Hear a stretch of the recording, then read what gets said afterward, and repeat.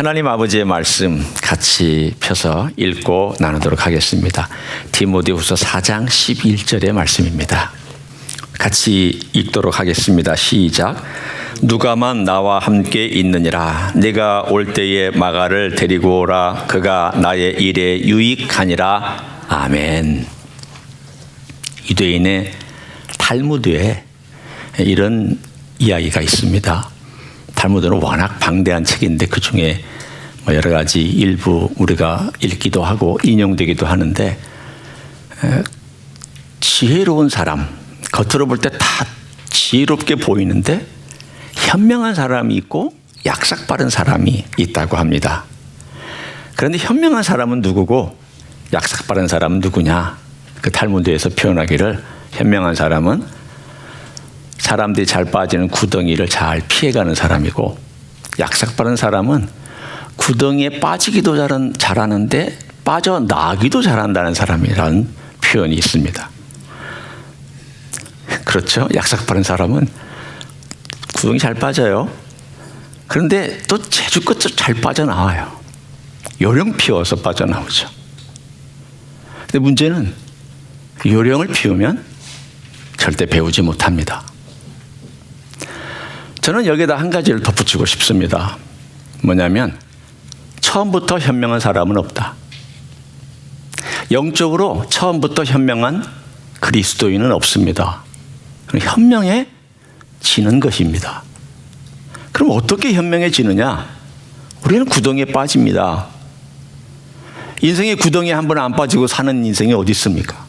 저는 그런 인생을 믿지 않습니다. 구덩이에 빠졌을 때 어떻게 빠져나오고 있느냐, 혹은 어떻게 빠져나왔느냐, 이것이 그 사람을 현명하게 만들어가기도 하고, 약삭 빠른 사람으로 평생 동안 배움 없이 그냥 재주 피우고 요령 피워서 빠져나왔다가 아무런 배움이 없이 죽는 인생이 되느냐, 이 갈림길에 있다고 저는 생각을 합니다. 오늘 한 사람을 제가 소개합니다. 그 사람의 이름은 마가라는 사람입니다. 여러분이 잘 알고 있는 마가복음의 저자이기도 하고요, 바나바의 조카이기도 한 마가입니다. 이 마가에 대한 생애를 보면 굉장히 처음 그의 젊었을 때부터 거슬러 올라갑니다. 저는 이제 여러분과 함께 마가의 생애를 한번 쭉 살펴볼 테니까 마가가 나이가 들면서 어떻게 변해갔는지를 한번 추적해 보십시오. 마가복음에 보면 예수님이 잡히시던 때에 제자들이 다 도망가고 한 청년이 헛 이불을 벗은 몸에 두르고 예수님을 따랐다라고 나옵니다. 그런데 군병들이 그 일당이라고 그 이불을 확 붙잡자 그가 어떻게 도망갔겠습니까? 성경에 있는 그대로 말하자면 벗은 몸으로 도망갔다고 나옵니다. 얼마나 창피했을까요? 왜 벗은 몸에다가 혼이불을 두르고 예수님을 쫓았는지도 궁금하고 설명은 안 나와요.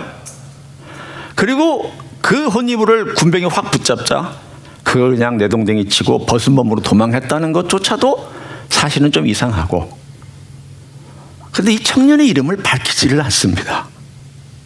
왜 안 밝힐까요? 자기니까. 이 마가복음을 쓴 자기니까 이름을 안 밝히고 그렇게 썼습니다. 한 청년, 그의 나이 한 20대 초반의 청년이었습니다. 얼마나 잘 달려 도망갔겠습니까? 그리고 나서 그가 30대 중반이 되었을 때 처음에 예수님을 잘 따라서 예수님의 넓은 제자의 그룹에 속해 있다가 나중에 예수님 승천하시고 초대교회에 참 신실한 일꾼이 되어서 나름 섬겼습니다. 그리고 바울이 제1차 전도 여행을 안디옥에서 떠날 때, 바나바와 같이 떠날 때, 바나바의 조카이기 때문에 그 선교단에 동참을 해서 떠났습니다. 얼마나 열정이 있었으면 참여했겠습니까? 그런데 문제는 두 번째 도시에 도착하기도 전에 중도 탈락해 버렸습니다. 왜 탈락했느냐? 선교 여행은 이게 아닌데, 너무 배 타고 다니는 게 힘들어. 배멀미해, 아파. 사람들의 반대가 있어. 내가 예상한 선교 여행은 이게 아닌데. 그러면서 그냥 쑥 하고 자기가 살던 예루살렘으로 도망가 버리고 말았습니다. 그게 도망자로서의 두 번째 스토리입니다. 첫 번째는 예수님 따라갔다가 휙 하고 혼입을 벗어던지고 도망갔던 20대의 나이, 그리고 30대 중반의 나이. 이 도망자 때문에 한 5년이 지나서 두 번째 전도 여행을 할 때에 바나바와 바울이 서로 의견의 대립을 합니다. 바나바는 자기 조카 마가가 이제 변했다, 마가에게 기회를 또 주자, 세컨 찬스를 줘야 된다. 그러자 바울은 단호하게 단칼에 거절해버렸습니다. 이런 바울의 생애 초기를 보면 얼마나 단호한 사람인 줄 압니다. 그는 단칼에 거절합니다.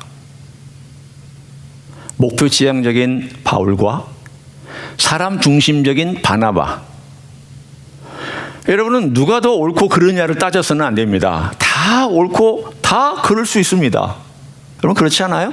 어떤 사람이 목표를 세우고 그 목표를 향하여 잘 나아가는데 자격이 안 된 사람을 그냥 아직은 안 됩니다라고 얘기하는 것도 옳을 수도 있고, 또 어떤 사람은 자격은 안 되지만 기회는 줘봅시다, 그래서 그런 과정을 통해서 성장하는 거 아닙니까?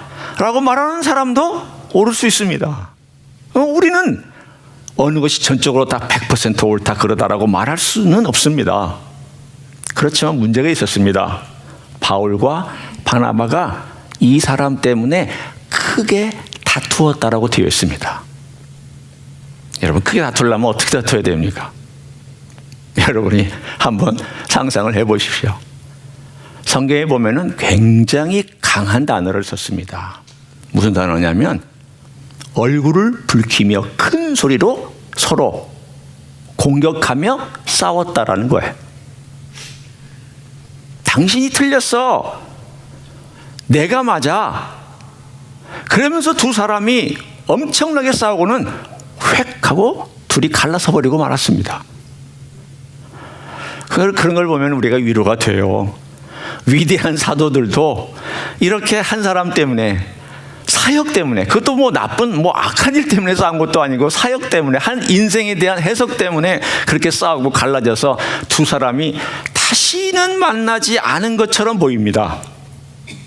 우리가 좀 여러분이 섭섭하게 듣기도 하고 안타깝게 듣기도 할수 모르지만 성경에 보면은 둘이 다시 만났다는 이야기가 없으니까 만났을 수도 있지만 만나지 않은 것 같습니다. 그 문제와 원인의 제공자가 누구냐?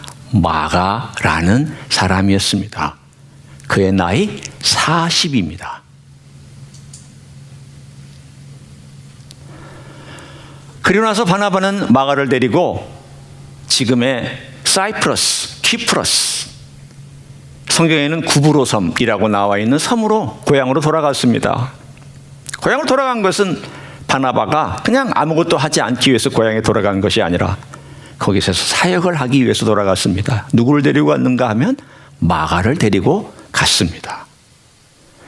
그 10년 동안, 그 12년 동안 마가는 자기 삼촌 바나바 곁에서 사역을 하는 게 뭐며, 참는 것이 뭐며, 사람을 격려하는 것이 뭐며, 사람을 위로하는 것이 뭔가를 배운 시간들을 보냈습니다. 그의 나이 40 후반이 되었습니다. 그리고 나서 바나바에 대한 언급이 없는 걸 봐서, 그리고 우리가 읽을 수 있는, 제가 한 군데를 여러분이 읽어드릴 테니까 들어보십시오. 이 읽는 구절은 어디냐면 베드로후서 5장에 있는데 맨 마지막 절에, 절 전에 13절에, 5장 13절에 이렇게 얘기를 합니다. 택하심을 함께 받은 바벨론에 있는 교회가 너희에게 문안하고 내 아들 마가도 그리 하느니라. 내 아들 마가도 너희에게 문안하느니라. 그럼 지금 누구와 같이 있다는 뜻입니까? 이게 베드로전서 5장 14절입니다. 13절입니다. 누구와 함께 있는 것입니까? 베드로와 함께 있었습니다. 이 편지를 쓴 게 AD 64년경입니다. 그러니까 우리는 그의 나이 지금 40 후반에서부터 그가 60 한 3, 4세까지 될 기간 동안은 잘 모르지만 그 과정 속에서 바나바와 같이 있다가 바나바 자기 삼촌은 죽었고 그 후에 베드로와 함께 시간을 보낸 것 같습니다.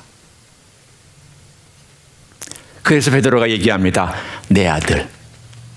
얼마나 친하면, 얼마나 가까웠으면 아들이라고 표현할 정도로, 얼마나 믿을 만한 사람이었으면 내 아들이라고. 성경에 보면은 바울이 내 아들이라고 표현한 사람은 디모데밖에 없습니다. 베드로가 내 아들이라고 표현한 사람은 마가밖에 없습니다. 그러면 그 두 사람의 관계를 여러분은 짐작할 수 있습니다. 아, 대단히 가까웠을 뿐만이 아니라 믿고 맡길 수 있는 사람이 되었구나. 더 놀라운 것은 그 전에 베드로와의 만남이 약 AD 57, 8년경부터 우리가 읽을 수 있는 AD 64년까지 한 6, 7년 정도의 시간인데 그 사이에 그는 마가복음이라고 하는 위대한 책을 썼습니다. 여러분 성경을 읽을 때, 신약 성경을 읽을 때 마태복음부터 읽으면 안 됩니다. 여러분 신앙이 없거나 또는 성경 이야기를 잘 모르면 어디부터 읽으셔야 되느냐? 마가복음부터 읽으셔야 돼요. 그리고 마태복음 읽거나 누가복음. 그러니까 순서가 이렇습니다. 마가복음, 누가복음, 마태복음, 요한복음. 이 순서가 복음서를 읽기에 참 좋은 순서입니다. 처음에 마태복음 읽으면 여러분 기가 질립니다. 첫째는 족보 때문에 기가 질리고 두 번째는 5장, 6장, 7장에 나오는 산상수훈에 기가 질립니다. 그러나 마가복음을 읽으면 쑥 읽어 나갈 수 있습니다. 왜 복음서를 그렇게 썼느냐? 저는 개인적으로 믿기에 제일 먼저 쓰여진 복음서는 마가복음이라고 믿고 있습니다. 마태복음이 먼저 나오는 것은 족보 때문입니다. 예수님이 어떤 족보에 의해서 오셨느냐라고 하는 그분의 계보를 설명하기 위해서 구약과 신약을 연결하는 그것 때문에 마태복음이 앞에 나왔고 마가복음은 두 번째 나오고 있습니다. 그런데 마가복음은 대단히 흥미로운 책입니다. 이 복음서는 행동을 강조하고 즉각적인 반응을 강조합니다. 로마 사람들이 제일 좋아하는 책 종류입니다. 로마 사람들은 사변적인 거 싫어합니다. 로마 사람들은 읽을 때 만약 마태복음을 로마 사람들이 읽으면 그냥 집어 던질 것입니다. 근데 마가복음을 읽으면 행동이 나오고 뭔가 반응이 나오고 변화가 나오고 거기에 대한 일들이 나오고 이러면서 재미있게 그 일들을 읽어 나갈 것입니다. 마가는 어떻게 하면 로마에 살고 있는, 로마 제국 전체에 살고 있는 로마 사람들에게 하나님의 복음을 전할까 고민하다가 베드로 사도로부터 들은 직접적인 이야기들을 잘 정리를 해서 그 복음서를 써서 우리들에게 영원 불멸할 하나님의 작품 복음서를 남겨주었습니다. 제가 볼 때 마가의 제일 큰 탤런트는 마가복음을 남긴 것입니다. 그런 사역자로서 사실은 사역 보조자였습니다. 바나바의 보조자였고 베드로의 보조자였습니다. 나중에 어떻게 되는가 하면 오늘 우리가 읽은 디모데후서 4장, 사실은 어떤 의미로 보면은 한 AD 67년, 8년경에 쓰여졌다고 보통 믿고 있는 서신서 중에, 일반적으로 바울이 쓴 서신서 중에 제일 늦게 쓰여진 서신서, 순교하기 전에 쓴 서신서, 거기서 뭐라고 말씀하느냐? 4장 11절입니다. 누가만 나와 함께 있느니라. 다 떠났다는 뜻입니다. 감옥에 갇혀 있을 때 사람들이 다 떠났습니다. 고생하기 싫어했습니다. 힘든 것 겪고 싶지 않았습니다. 다 떠난 다음 누가만 남아 있었습니다. 저는 다음 주에 이 누가에 대해서 설교할 것입니다. 기대하시라 개동 박두예요. 누가는? 그러나 오늘은 전 그 다음에 나오는 사람을 소개하려고 합니다. 내가 올 때에 마가를 데리고 오라. 마가를 데리고 오라. 이 마가가 누굽니까? 옛날 30대 중반에 1차 전도여행 때 자기 곁을 떠났던, 자격이 없다고, 당신 같은 사람은 선교여행이 가면 안 돼 라고 단호하게 거절했던 그 마가가 변했기 때문에 이제는 정말 하나님의 사람이 되었구나 라고 해서 외로운 감옥 속에서 만나보고 싶어하는 사람, 같이 머물고 싶은 사람, 나와 함께 나에게 위로가 될 만한 사람, 그를 좀 데려와라 라고 디모데에게 개인적으로 부탁을 하고 있는 내용이 오늘 우리가 읽은 4장 11절입니다. 어떻게 이런 사람이 되었습니까? 어떻게 마가의 이름 글자 그대로 되었습니까? 마가란 도망자이지 않았습니까? 실패자이지 않았습니까? 마가는 책임 회피한 사람이었지 않았습니까? 힘들면 그만두는 사람이었지 않았습니까? 어떻게 그런데 이 사람이, 마가란 뜻은 비추는 자라는 뜻입니다. 비추는 자가 될 수 있었는가? 이제 이것을 우리는 함께 오늘 적용으로 저와 여러분이 나누기를 원합니다. 마가가 진짜 마가가 될 수 있었던 것은 실패로부터 배웠기 때문입니다. 우리 인생의 성숙은 업적 때문에 이루어지지 않습니다. 성숙은 일하면서 얻어지는 것 아닙니다. 혹은 재능 때문에 얻어지는 것도 아닙니다. 그리스도인의 성숙은 실패를 통해서 그 과정을 어떻게 빠져나왔고 무엇을 배웠느냐에 따라 결정됩니다. 제가 최근에 책 하나를 읽었는데 그 책의 제목이 사막을 건너는 6가지 방법이라는 책이에요. 기독교 책은 아니에요. 그냥 일반 책이에요. 그런데 이 저자가 프랑스에 있다가, 미국 사람인데 프랑스에 있다가 하도 뭐 여러 가지 그 프랑스가 춥고 뭐 겨울에 너무 어려워서 따뜻한 남쪽으로 좀 가자라는 그런 생각에 사람들이, 그런 관심을 가진 사람들과 함께 아프리카 북단 튀니지에서부터 이 사하라 사막을 쭉 가로질러서, 원래 그런 의도는 아닌데 하여튼 간에 가다 보니까 사하라 사막을 가로질러서 저 남쪽, 아프리카 보면은 이렇게 뒤통수처럼 툭 튀어나온 데 있잖아요. 우리 수지 권사님이 지금 막 보고 계시는 저기 뒤통수. 아프리카 한번 지도를 보세요. 뒤통수가 있는데 그 뒤통수의 코너에 딱 가면은 그 뭐 나이지리아도 있고 뭐 이런, 그 위에 보면 니제르도 있고 그래요. 그 튀니지에서부터 사하라 사막을 건너가지고 쭉 횡단해서 남북으로 내려온 거예요. 북쪽에서 남쪽으로. 그러니까 아프리카의 거의 반을 사하라 사막을 횡단해서 내려오는 이야기를 적은 그런 이야기예요. 근데 거기서 제게 감명이라기보다는 인상 깊게 읽었던 대목이 있습니다. 우리가 생각하면 사하라 사막은 모래만 있는 것 같지만 그렇지 않다고 그래요. 사진에도 나오는데 높은 산도 있고 바위의 사막도 있고 또는 단단한 그런 모래 사막도 있고 부석부석한 모래 사막, 온갖 종류의 사막들이 다 거기에 걸쳐 있다고 합니다. 이 사람들이 자동차로 여행을 했습니다. 근데 길이 있다가 뚝 끊어지는 거예요. 그래 그 다음부터는 이 어떤 이정표들만 보고 그 방향을 향하여, 남쪽을 향하여 나아가는데 어느 곳에 가다가 모래 구덩이가 많은 곳에 자동차가 푹 빠져버렸습니다. 그럴 수 있잖아요. 괜찮아 보였는데 가다가 구덩이에 바퀴가 쑥 하고 들어가 버린 거예요. 그래서 경험이 없는 이 사람이 두꺼운 책에다가 널빤지를 바퀴에 대고 뒤에서 밀으라고 막 고함을 지르면서 빠져나왔어요. 속도로 확 올려가지고. 그런데 계속 빠져드는 거예요. 또 그 지역은 구덩이 지역이에요.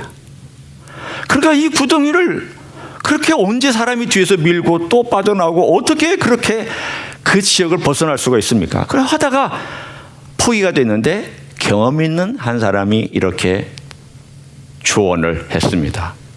사막에서 바퀴가 빠지면, 구덩이 속에 바퀴가 빠져 들어가면 타이어의 바람을 빼십시오. 처음에는 이 말을 안 듣다가 안 되니까 이 운전한 사람이 타이어의 바람을 다 뺐습니다. 이게 정말 말이 안 되는 것 같지만 타이어 바람을 다 빼고 나면 타이어가 그 모래하고 접촉하는 면적이 넓어집니다. 그래 나서 속도를 천천히 하고 뒤에서 세 사람이 같이 갔던 사람들이 밀면 이 구덩이를 빠져나올 수 있을 뿐만이 아니라 그 지역을 조심스럽게 건너가서 성공적으로 구덩이가 있는 사막 지역을 건너갈 수 있었다고 그렇게 얘기를 합니다. 그러면서 그 사람이 얘기를 합니다. 구덩이에 빠졌을 때에 서둘러서 높은 위치의 자동차의 바퀴를 가지고 빠져나오려고 하지 말고 바람을 다 빼고 천천히 밀어주는 사람의 도움을 힘입어서 빠져나오면 됩니다. 저는 이게 영적으로도 의미가 있다고 생각합니다. 어떤 의미가 있냐면 여러분 우리는 가다가 사막에 구멍에 빠질 때가 많아요. 예측하지 못한 구덩이에 쑥 빠집니다. 여기 빠졌을 때 서둘러 빠져나오려고 하면 안 됩니다. 인간의 수단과 방법을 동원해서 막 속도를 내거나 바퀴를 막 돌리거나 성급하게 막 일들을 처리하면 더 깊이 빠져들 수밖에 없습니다.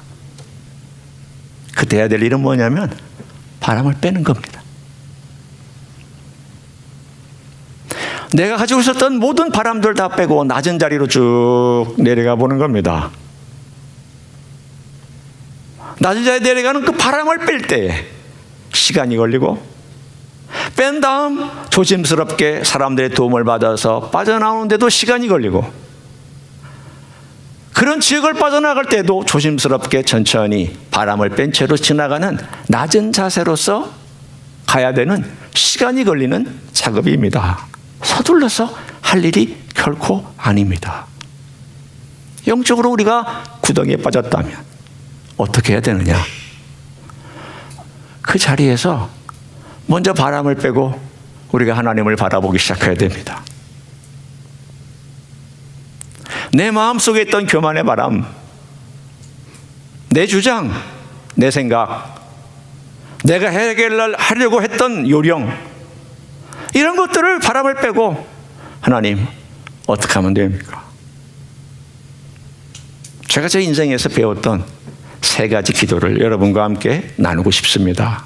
문제가 생겨서 구덩이에 빠졌을 때, 그리고 도무지 내 힘으로는 해결이 안 돼서 어려움을 당했을 때 이 세 가지 기도가 저에게는 도움이 됐습니다.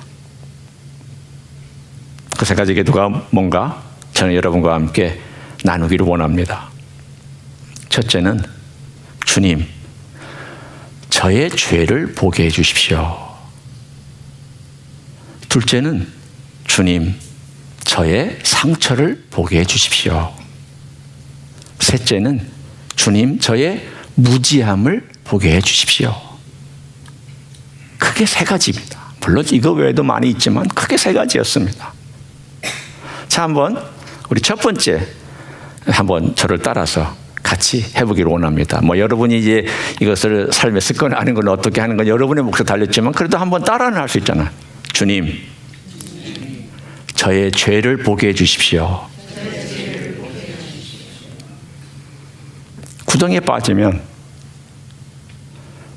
먼저 내 속에 뭐가 문제일까? 죄 문제를 보게 해달라고 기도할 필요가 있습니다. 저는 이것에 대해서 길게 얘기를 나누고 싶지 않습니다. 이건 우리가 하는 거니까. 두 번째, 저를 따라서 해주시오. 주님, 저의 상처를 보게 해 주십시오. 이건 중요합니다. 나는 과거에 어떤 상처가 있었지? 내가 해결되지 않은 상처가 있다면 무엇이었을까? 왜냐하면 나는 하늘에서 뚝 떨어진 존재가 아니거든요. 부모로부터 온 존재고 형제들과의 갈등이나 이런 것들을 통해서 온 존재이기 때문에 내가 인정하든 인정하지 않든 상처받은 게 있습니다. 그런데 보통은 상처를 인정을 안 하고 싶어 해요. 왜냐하면 그 상처는 아프거든요. 그리고 자존심이 꺾여요. 그 어렸을 때 내가 받았던 상처, 가만히 생각해 보니까 내가 상처가 있구나. 저는 잊고 살았습니다.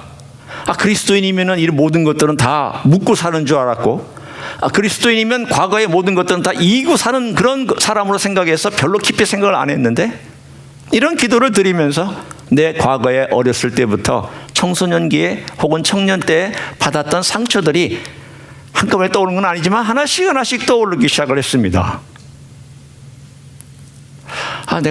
내가 어렸을 때 우리 6남매였는데요. 제가 5번째예요. 그런데 제 아래 동생이 있죠. 여기 와서 설교했던 제 동생이 있어요. 2살 반, 한 3살, 2살 반, 3살 터울인 동생이 있는데 어느 2년인가 3년 동안 제 동생, 저도 어렸을 때예요. 제 동생만 우리 어머니 아버지가 데리고 있어 한 도시에 데리고 있었고 저는 할머니에게 맡긴 적이 있어요. 그러니까 할머니와 함께 제가 어렸는데 살았고 한 4, 5살 정도고 동생은 한 2, 3살 되었을 때요. 그러니까 그때 부모님이 여러 가지 일들 때문에 바쁘니까 동생만 데리고 있었고 저를 할머니에게 보냈어요. 그래서 저는 할머니와 함께 저희 위에 있는 내 형제들과 함께 할머니와 지냈던 시간들이 있었습니다. 근데 별거 아닌 것처럼 여겨졌는데 그때의 제 마음속에 버림받았다라고 하는 감정이 느껴졌습니다. 그때 내가 4살, 그때 부모님이 나를 할머니에게 맡겼다는 것이 그런 감정이었던 것 같다 라는 게 느껴졌어요. 여러분, 어렸을 때 부모님으로부터 떠나 있었다는 것이 큰 감정적인 고통입니다. 그것도 어렸을 때. 아직 인지는 정확하게는 못하지만 30살 때. 여러분, 그 상처들 이거 하나님 앞에서 해결하셔야 돼요. 보셔야 돼요. 그래서 그 아픔들을 내어놓고 주님, 그때 제가 모르고 지냈는데 그런 상처가 있었네요 라고 하면서 주님께 내 마음을 아뢰고 내 마음의 상태를 주님께 아랬던 적이 있습니다. 치료하셔야 됩니다. 주님은 우리의 과거도 치료하실 수 있는 분입니다. 치료받으셔야 됩니다. 여러분의 건강한 미래가 어디에 달려있는가 하면 여러분의 과거에 상처받은 것을 치료한 그거의 경험에 의해서 여러분의 미래는 힘있게 나아갈 수 있습니다. 뿐만 아니라 내가 준 상처도 기억하게 해달라고 기도하셔야 됩니다. 이 2번째 기도에는 그것도 포함되어 있습니다. 내가 준 상처, 내가 내 자식에게 준 상처, 내가 내 아내에게 준 상처, 내가 내 주변 사람에게 준 상처, 이 기억나게 해달라고 기도할 필요가 있습니다. 상처 주지 않은 사람은 없습니다.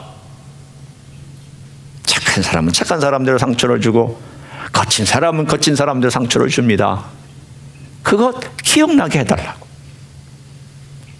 3번째는 저를 따라서 한번 해보십시오. 주님, 저의 무지함을 알게 해주십시오. 저는 이 3번째가 제일 어려운 기도였고요. 지금도 제일 힘든 기도입니다. 왠지 아세요? 내가 나를 모르니까.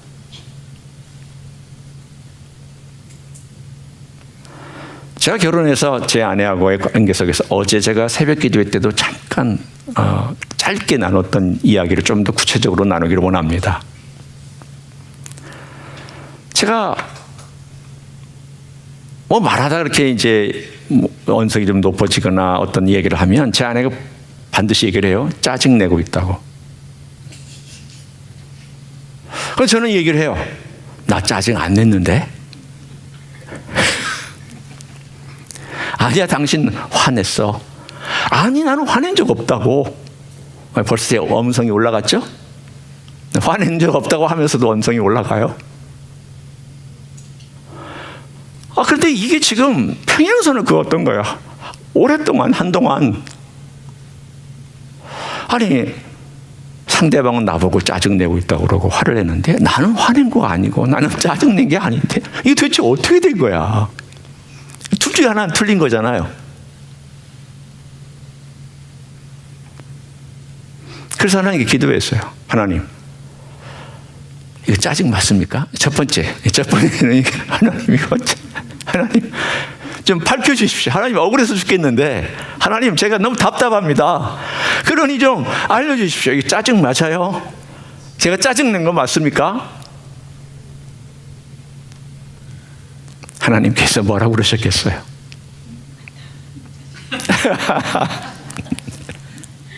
맞다. 너 짜증낸 거다.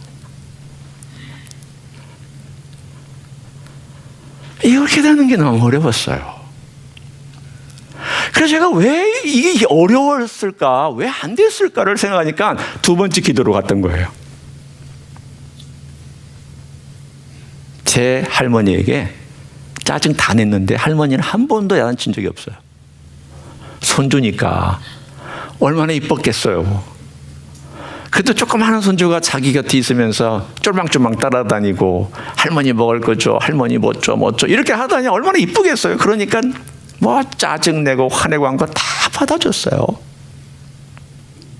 그것뿐만이 아니죠. 제가 어렸을 때 좀 아팠거든요. 그러니까 이 아픈 것 때문에 모든 게 다 용납되는 거예요. 내가 짜증내도 식구들도 괜찮아. 이게 사실은 문제예요. 결혼해서 내가 짜증을 내면 아내는 제 엄마인가요? 할머니인가요? 절대 할머니가 될 수 없어요. 절대 어머니가 될 수 없어요. 내 아내는 절대 엄마가 아니에요. 저의 짜증을 받아주는 사람이 아니거든요. 그러니까 금세 알아요. 그리고 금세 얘기해줘요. 짜증이야. 그런데 이걸 어느 순간인가 포기하지 않고 끝까지 알려줬어요. 보통 사람 같으면 그래 너 짜증내라. 나는 내 인생 살고 너는 네 인생 살아라. 이랬으면은 저는 정말 희망 없는 인생을 살 뻔했는데 끝까지 포기하지 않냐고 짜증이야 라고 얘기를 하는 거예요. 잘못된 거야 라고. 그래서 제가 기도한 거예요. 뭐라고 기도했니? 하나님, 저의 무지함을 좀 알게 해주세요. 제가 잘못한 것이 있는데 잘못한 것이라고 모르고 있다면 분명히 내가 상대방은 이렇게 얘기하는데 나는 그것을 인정하지 않고 있어서 느끼지 못하고 있다면 주님이 뭐라고 좀 말씀을 해주셔야 되지 않아요? 저는 모르고 있는데 나는 이게 짜증인 것 같지 않고 말할 수도 있는 거지, 그럴 수도 있는 거지라고 얘기하는 건데 이게 그런 거라면 주님 좀 알려달라고 주님께 기도했어. 그랬더니 주님께서 아까 제가 얘기한 것처럼 짜증이라고 알려주셨고 너 화내고 있는 것이라고 알려주셨고 심지어는 너 못됐다라고도 알려주셨어요. 너 네 마음대로 하고 있다. 네 감정대로 하고 있다. 낮은 자리에 있을 때 주님께서 타이어 바람을 빼라고 하실 때 그 낮은 자리에서 주님 바라보고 물어보셔야 돼요. 주님, 이 낮은 자리에서 제가 뭘 알아야 됩니까? 낮은 자리에서 주님과 대화하면서 그 자기의 죄나 상처받은 거나 상처를 준 것이나 혹은 무지함이나 느끼지 못하는 이런 것들을 깨닫지 못하면 배우지 못해요. 성장이 없어요. 타이어 바람을 주님께서 빼라고 하실 때 빼시고 낮은 자리에 내려가서 주님을 만나시고 물으시는 여러분 되시기를 축원합니다. 두 번째는 주변 사람의 도움이 필요해요. 낮은 타이어가 된다고 빠져나올 수 있는 거 아니에요. 사람들이 뒤에서 밀어줘야 돼요. 그 자동차를. 누가 밀어줘야 되느냐? 보세요. 첫 번째 관련해서 마가가 어떻게 그걸 배웠느냐를 알 수 있는 대목이 마가복음에 제가 처음 시작할 때 했었던 그 내용이에요. 자기를 고백하기를 벌거벗은 몸으로 도망쳤다. 왜 이야기를 썼겠습니까? 창피한 얘기인데. 그렇죠? 아니 세상에 벌거벗은 몸으로 도망친 사람은 아마 마가밖에 없을 거예요. 왜 적었냐면 그게 나였다라고 하는 그런 비겁한 사람, 그런 도망친 사람, 그렇게 연약한 사람이 나였는데 내가 변했다라는 것을 자기 신앙 고백으로 복음서를 써내려간 거예요. 낮은 자리에서 자기를 돌아봤다는 거죠. 두 번째는 그 주변에 누가 있었느냐? 바나바가 있었습니다.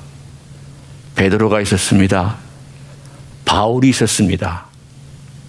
자, 한번 특징들을 제가 살펴보겠습니다. 바나바는 위로자요 격려자입니다. 기회들을 주는 사람입니다. 그러나 그렇다고 해서 바나바가 늘 오냐오냐만 했던 건 아닙니다. 부드럽게 가르쳤던 사람입니다. 동시에 베드로로부터 배웠습니다. 베드로는 실패했던 사람입니다. 실패했던 사람이 회복되어서 하나님의 사도로서 위대하게 쓰이는 것을 곁에서 지켜보았고 사역하는 것을 같이 경험했던 사람입니다. 그게 큰 위로가 됐습니다. 아, 실패했던 베드로도 저렇게 주님에 의해서 멋지게 위대하게 사용되는구나. 나 같은 인생도 주님께서 쓰실 수 있구나라고 하는 도전을 누구에게서 받았느냐? 베드로에게서 받았습니다. 세 번째는 바울입니다. 바울 같은 사람 필요합니다. 목표를 명확하게 알려주고 어느 방향으로 가야 될지를 알려주는 사람도 필요합니다. 다 이런 사람 필요합니다. 바나바 같은 사람, 베드로 같은 사람, 바울 같은 사람, 여러분의 등을 밀어주고 잡아당겨주고 곁에서 있어주고 하는 사람들 다 필요합니다. 그런 사람을 여러분이 찾으셔야 됩니다.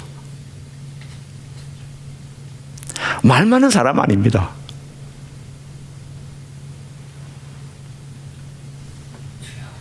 오히려 정말 도움이 되는 사람.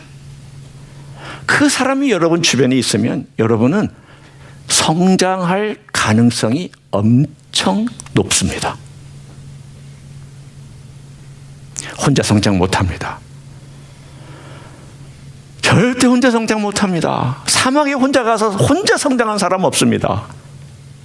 누군가의 도움이 필요하고 아프지만 자기를 정확하게 보고 얘기해 줄 수 있는 사람. 현실을 직면하기 어렵지만 그래도 현실이 이런 거라고 얘기해 줄 수 있는 사람. 그런 사람이 곁에 있으면 그런 사람 여러분 놓치시면 안 됩니다. 여러분의 복을 그런 사람 놓치면 여러분의 복을 걷어내는 거와 마찬가지예요. 마가를 끝까지 이런 사람 곁에 있었습니다. 바나바 곁에 있었고 베드로 곁에 있었고 그리고 나중에는 바울이 디모데에게 부탁하기를 마가를 좀 데려와라. 그래서 마가가 바울 곁에도 있었던 얼마나 멋진 인생을 살았어요. 실패자였는데 도망자였는데 그 이름 그대로 비추는 자가 돼서 마가복음을 쓰고 끝까지 사역자들을 곁에서 지지해주고 도와주고 격려해주고 위대한 마가복음을 쓸 수 있었던 사람. 그는 실패해서 배웠기 때문에 이런 사람이 된 줄로 믿습니다. 여러분 모두 그런 사람, 저도 또한 그런 사람이 되기를 원하고 여러분 모두도 그런 사람이 되시기를 예수님의 이름으로 간절히 축원합니다. 기도하겠습니다.